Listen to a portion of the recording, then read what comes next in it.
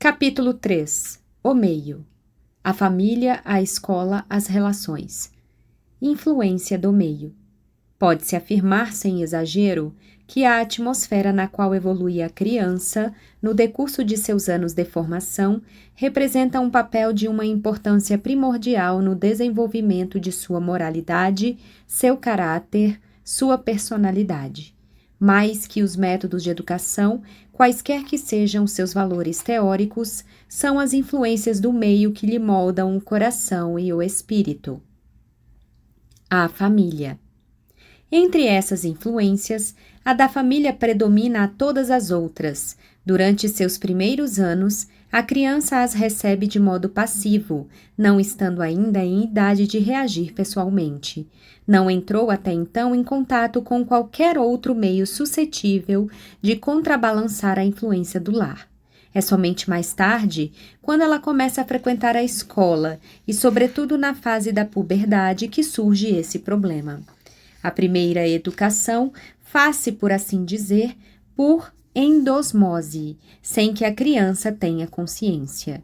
As qualidades e os defeitos de seu ambiente penetram-lhe e moldam-na, de um modo tão íntimo que ela conservará essa marca para toda a vida. A ação de educar consiste muito mais numa respiração do que numa técnica. Sem negar o valor dos processos empregados para formar o educando, o elemento principal baseia-se nos sentimentos, hábitos e modos de ser das pessoas que o rodeiam. A criança adapta-se ao meio. Os primeiros hábitos são o reflexo dos do ambiente. É assim que numa família, cujos membros estão ocupados, cada um na sua tarefa particular, a criança, embora pequena, não poderá ficar sem fazer nada. Ser-lhe-á preciso, por sua vez, inventar ocupações, imitando a atividade dos que a cercam, e por menos inteligentemente orientada que seja, não saberá permanecer inativa. Pelo contrário, num meio ocioso, ela adquirirá hábitos preguiçosos, por não ter aurido à sua volta o estímulo que a teria auxiliado a sair de sua apatia. Numa casa desordenada, ela naturalmente deixar-se-á levar à desordem, ao passo que arrumará seus próprios brinquedos se junto a ela tudo estiver em seu lugar.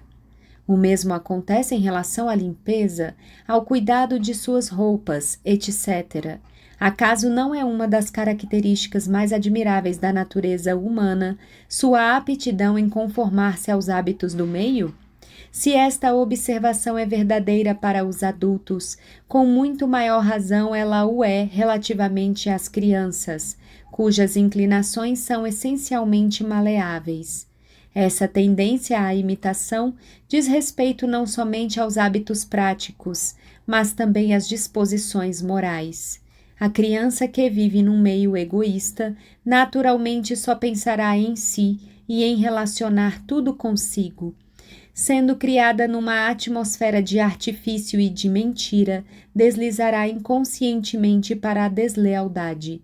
Se vive numa família de temperamentos irritados, incapazes de suportarem-se uns aos outros, e onde cada um pretende impor sua vontade, só por um milagre ela não se tornará, por sua vez, uma nervosa, constantemente em oposição ao seu meio, uma revoltada que não suporta ver seus desejos contrariados. O mesmo dar-se-á em relação às influências espirituais. A criança adapta-se instintivamente às crenças dos pais. Eis porque, quando educada numa atmosfera de descrença, ela será, a menos de uma graça excepcional, uma incrédula. E se viver num ambiente de fé e de piedade, seu coração inclinar-se-á a esses sentimentos. De todas as influências do meio familiar, porém, a do pai e a da mãe é preponderante. O filho respira de certo modo a alma de seus pais, alimenta-se de suas disposições íntimas. Ainda mesmo que não manifestem-se exteriormente, elas criam uma atmosfera sã ou malsã na qual a criança mergulha e da qual não pode escapar. Amor mútuo dos pais. Querendo ou não, o amor que os pais manifestam um pelo outro ou pelo contrário, os sentimentos de indiferença e até mesmo de hostilidade que os dominam, tornam a atmosfera leve ou pesada, desafogada ou sufocante. O filho único e a família numerosa. Todavia, o amor mútuo dos pais pode se desvirtuar e, destruindo a dedicação que lhe é o fundamento, arruinar em seu germe as disposições generosas da criança. É o caso dos esposos que reduzem o número de filhos, sob pretexto de melhor pertencerem-se um ao outro. Essa restrição voluntária baseada no egoísmo cria um ambiente familiar suscetível de prejudicar grandemente o desabrochar das qualidades morais infantis.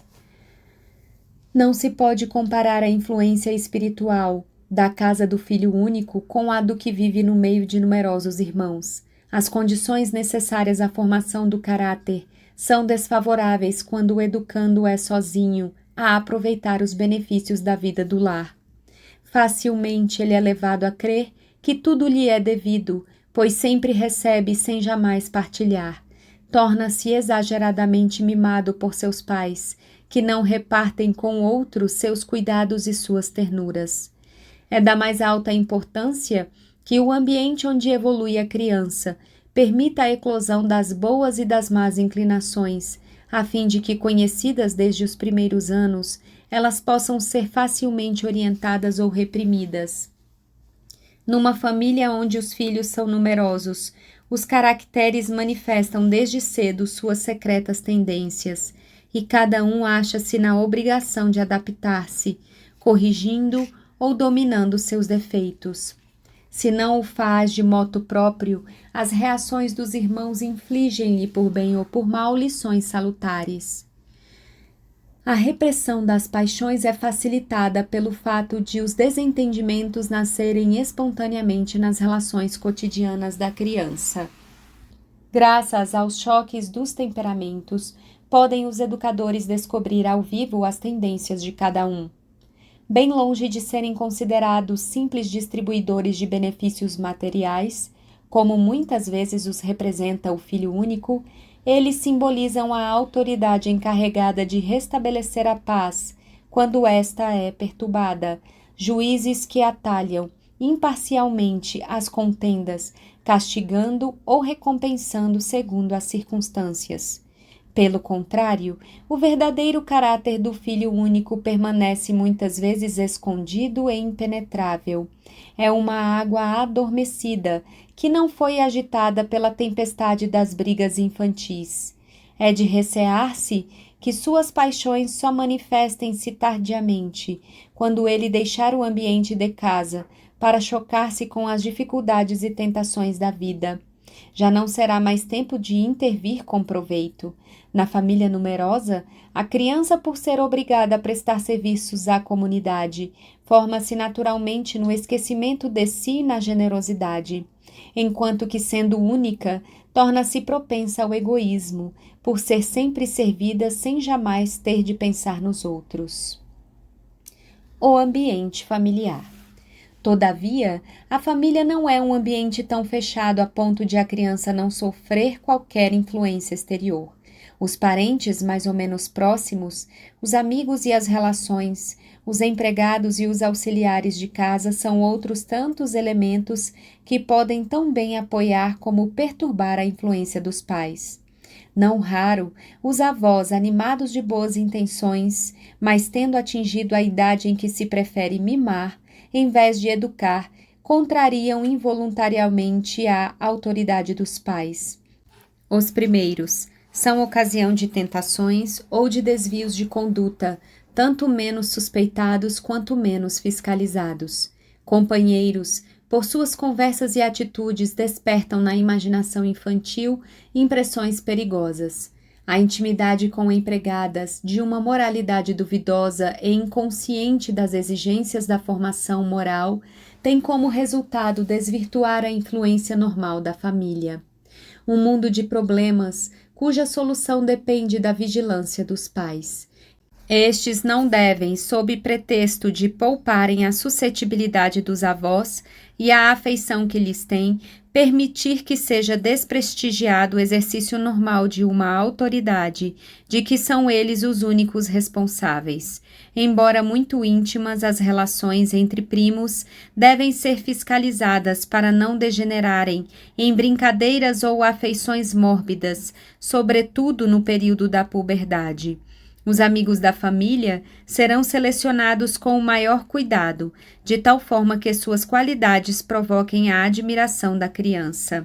Não há consideração mundana que autorize a presença na intimidade do lar de uma pessoa de moralidade duvidosa.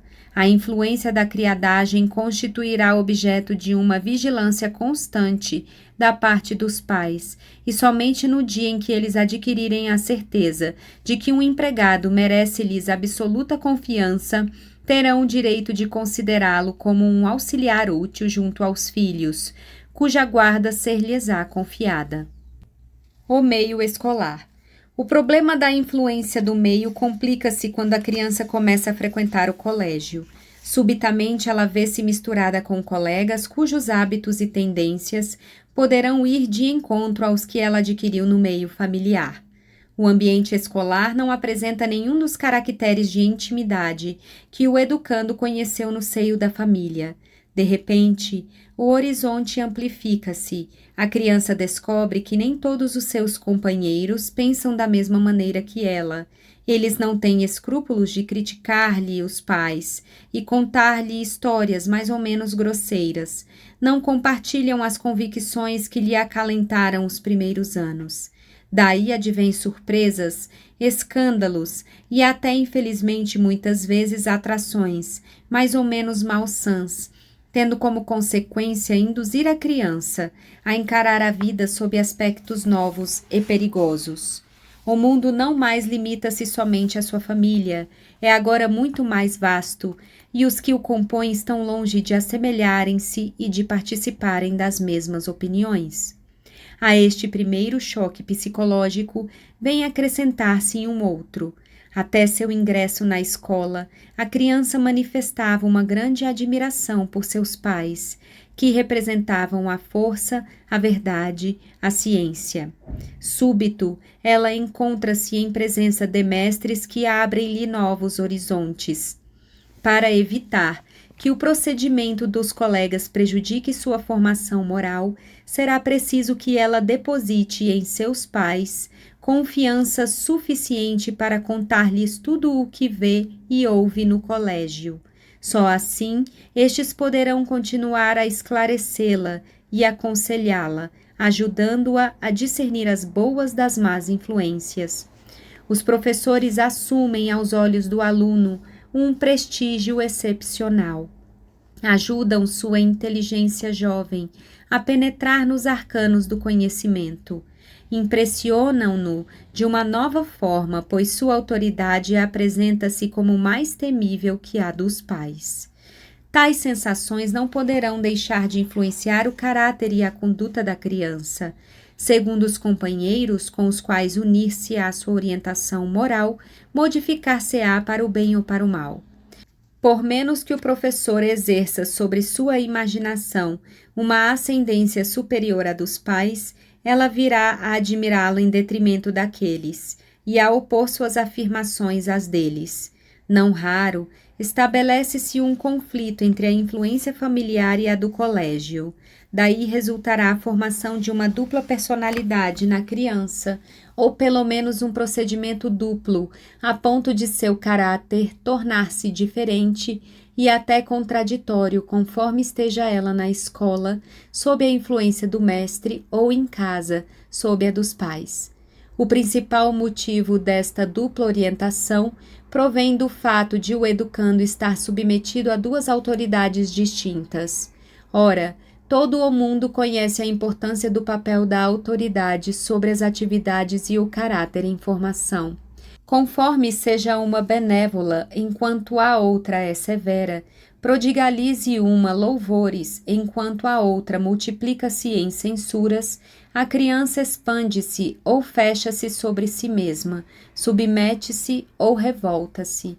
O problema do entendimento das autoridades escolar e familiar é capital, se quisermos que as influências completem-se em vez de se contradizerem. A influência do meio na época da puberdade.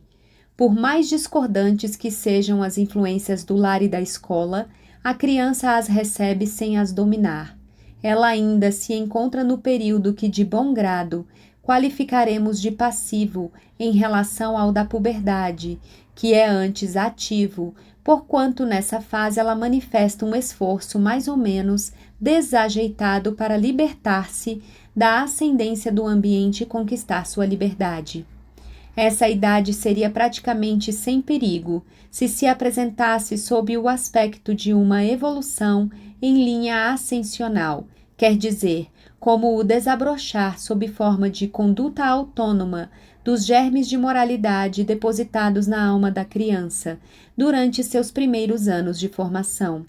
Esse desenvolvimento ascensional encontra-se, felizmente, num certo número de casos, quando por si mesmo o adolescente afasta-se das influências que o poderiam desviar do ideal que orientou sua infância, os perigos de desencaminhamento são quase nulos. Embora ele sinta a necessidade de ampliar seu horizonte pela escolha de novos companheiros ou por leituras que o fazem penetrar num novo mundo, sua consciência pessoal já está suficientemente formada e esclarecida para guiá-lo e fazê-lo evitar os perigos de uma independência apenas controlada. Porém, muitas vezes, a insuficiência da formação moral dos primeiros anos, a inabilidade dos educadores e as tentações específicas da puberdade combinam-se para multiplicar sob os passos do adolescente os perigos particularmente temidos que poderão desviá-lo do reto caminho. O verdadeiro meio de evitá-los não é vigiar diretamente as relações do educando, com o risco de provocar dissimulações ou revoltas, mas intervir de modo discreto para que seus amigos e colegas sejam bem recebidos no seio da família e convidados a participarem das reuniões, especialmente preparadas nessa intenção. O simples fato de que o jovem será levado a apresentar seus amigos em casa será suficiente, as mais das vezes, para torná-lo cuidadoso nessa escolha e para nada permitir-se nas relações com eles em contradição com os hábitos morais do meio familiar. Sabendo de antemão que sua família jamais conhecerá seus companheiros, haverá sempre o risco de que a seleção faça-se sem o menor critério. Os amigos recebidos em casa são necessariamente os mais íntimos e que, por conseguinte, exercem maior influência. Conhecendo-os e fazendo-os mais ou menos participar de sua intimidade, os pais estarão, assim, aptos a julgá-los e a prevenir o interessado em caso de perigo. Contudo, além dos íntimos, existe a multidão dos colegas desconhecidos, os da escola e do colégio, dos clubes esportivos ou dos agrupamentos da mocidade. Como velar para que o adolescente não deixe se arrastar por companhias perigosas? Parece que o melhor meio de evitar os erros na seleção dos companheiros e dos grupos de jovens é ajudar a orientação da escolha bem antes da adolescência, quando a criança ainda não tem a pretensão de decidir-se sozinha. Os pais poderão, assim, orientá-la para o escotismo, inscrevendo-a numa turma de lobinhos ou para associações especializadas que possuam uma seção de jovens. Uma vez alistada, há todas as possibilidades de que ela adapte-se ao espírito e aos métodos da obra e continue a beneficiar-se do ambiente salutar quando vierem os difíceis anos da puberdade. Se a escolha não tiver sido feita bem cedo e com a colaboração dos educadores, o adolescente entregue às suas próprias inspirações ou aos encontros do acaso, correrá o risco de extraviar-se em companhias perigosas. Esse risco será tanto mais grave quanto mais mimada tiver sido a criança, acostumada à procura do prazer sob todas as formas. Atraída por grupos, cuja única ocupação consiste em distrações e divertimentos, ela naturalmente procurará amigos de costumes fáceis e de conduta superficial. Convém acrescentar que a formação geral da consciência, da vontade e do caráter é a mais eficaz das preparações para a escolha criteriosa dos amigos e dos grupos de jovens. Relações entre rapazes e moças. O problema das relações entre rapazes e moças é resolvido de modo muito natural nas famílias numerosas. Meninas e meninos vivem juntos, numa atmosfera sã, onde não penetram as perturbações provenientes do desconhecido, que traz consigo o sexo, com o qual não se tem o hábito de viver. As amigas das irmãs são companheiras tratadas com simplicidade e respeito, e os colegas dos irmãos são por demais conhecidos para que as meninas, por sua vez, deixem-se levar por sonhos sentimentais mais ou menos perigosos. O problema complica-se quando se trata do filho único, tendo sempre vivido mais ou menos agarrado às saias da mãe. No dia em que começam a aparecer os sintomas da puberdade, ele fica ao mesmo tempo perturbado e atraído pela descoberta do outro sexo. Daí decorrem as tentações do devaneio ou de namoro, a que dificilmente ele escapa. A preservação dos jovens não consiste, pois, em separar os dois sexos, como facilmente se julga, quando não se encara a vida de frente, mas em ensinar-lhes, uma vez que são destinados a encontrarem-se todos os dias, a não se deixarem perturbar pelas emoções da sensibilidade e pelas falsas impressões da imaginação. Eis porque julgamos que as associações da mocidade, bem como as famílias, devem promover frequentemente reuniões gerais, donde não serão excluídos os pais, mas, pelo contrário, juntamente com os filhos, todos distraiam-se juntos. Os dois sexos aprenderão, assim, a conhecerem-se sem que haja perigo, pois não estarão afastados da atmosfera familiar.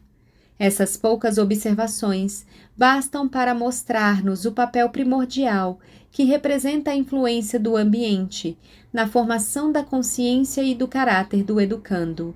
Eis porque não receamos insistir em recomendar aos educadores para que zelem pela escolha dos diferentes meios em que evoluirá a criança até a formação definitiva de sua personalidade. Se o velho ditado tal pai, tal filho ainda permanece verdadeiro, este outro tal meio, tal moralidade é ainda mais exato.